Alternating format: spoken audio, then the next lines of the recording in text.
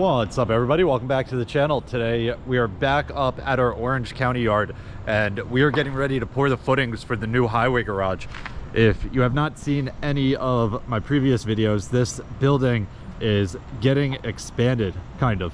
It is basically going to be a new building poured right next to it.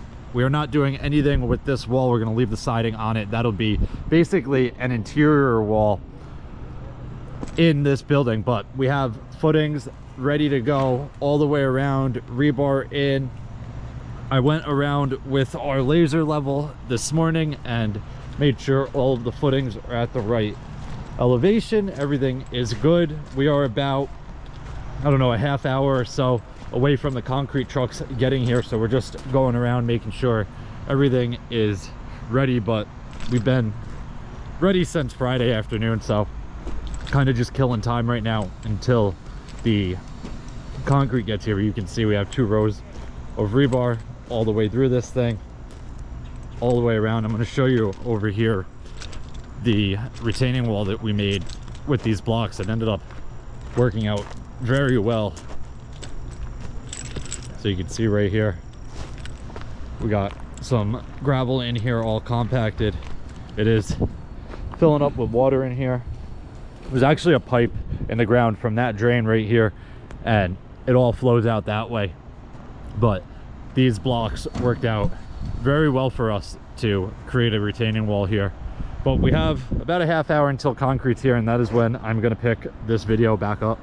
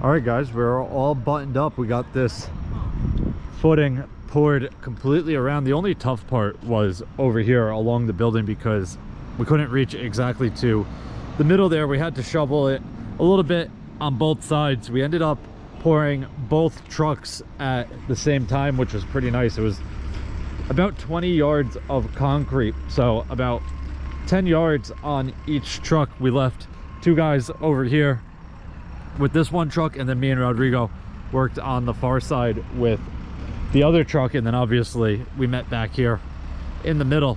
So it went pretty smooth.